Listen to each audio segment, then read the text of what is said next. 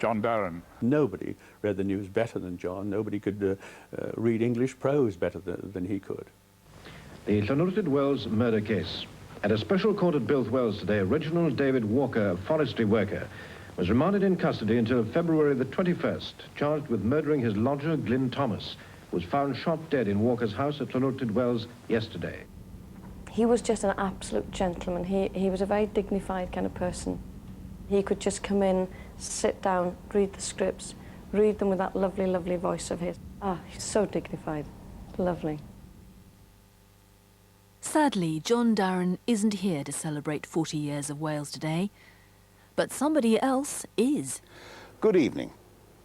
Vincent, I think, was working as a brewer's drayman here in Cardiff at that time, even though he'd got a very good honours degree at university.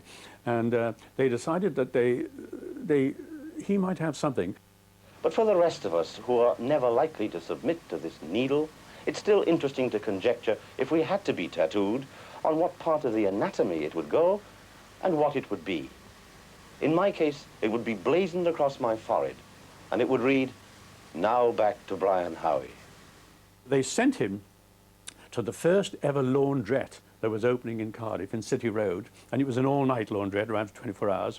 Vincent went there, and he did a 3-minute piece to camera, going all the way around, showing how everything worked, talking to people, 3 minutes in one take.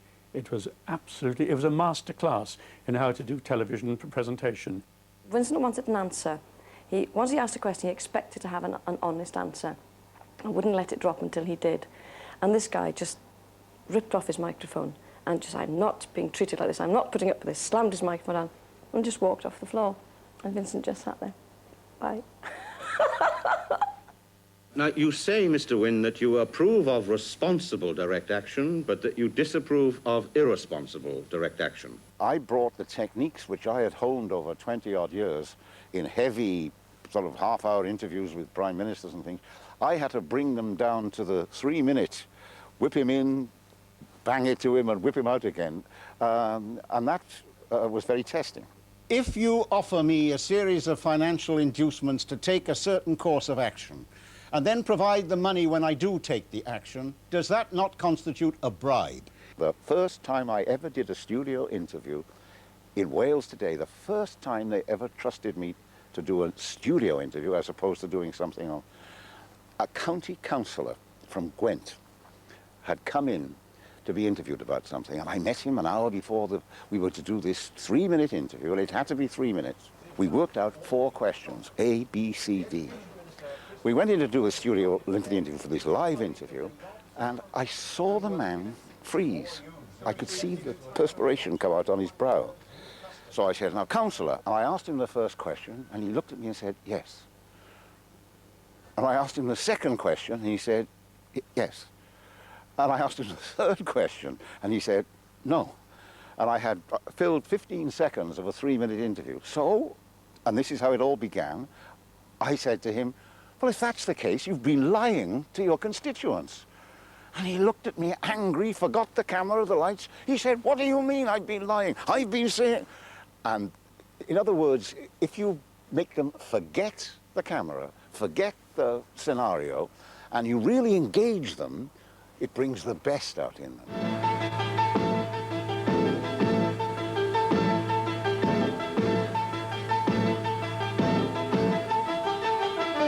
Good evening. Welcome to Wales Today. I'm Noreen Bray. And I'm Elvin Thomas. An appeal it's difficult to ignore. Elvin. Members of the local government... It was this remarkable feeling. We were there in people's homes at tea time.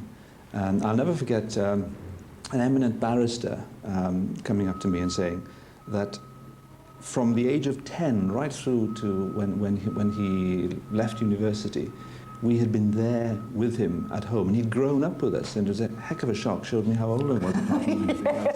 Yes, I mean, I do have a client who tells me I interviewed him when he was 10, you know, so you come to terms with those things.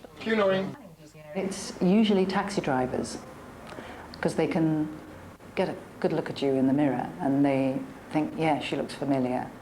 But I mean, it's 13 years since I've left, and I've still had people saying, "I haven't seen you recently, you know, have you been on holiday?"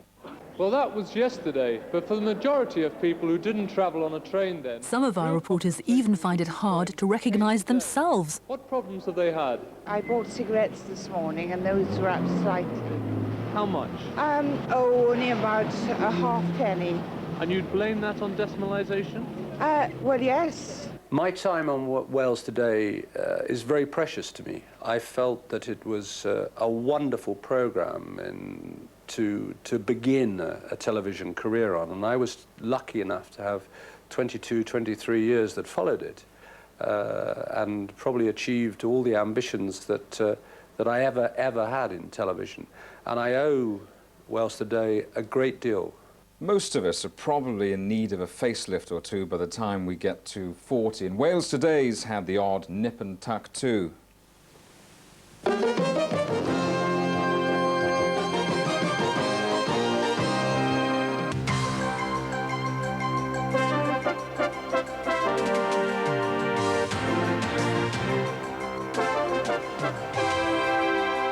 And now news just in. Welsh farmers have failed in their bid to buy back the collapsed farmers' cooperative Welsh Quality Lamb. The big hair, the big earrings, everything was very 80s in those days, big and brash, whereas hopefully everything has calmed down, very much toned down now. The whole look of the news presenters changed somewhat in 15 years, I'm glad to say.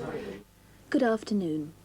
Forensic experts... This is the lane where the police patrol saw the hiker who turned out to be Reported selling price for the 4,000 vehicles is £300,000. Well, you always think that you look about the same, don't you? That's the problem. I mean, yeah, you put on a few pounds. But it's curious, isn't it, how your hair goes lighter over the years? You know, I mean, I look at this woman behind me and she seems to have very dark hair and it seems to be terribly curly. And now I'm not quite like that. I don't know what's happened.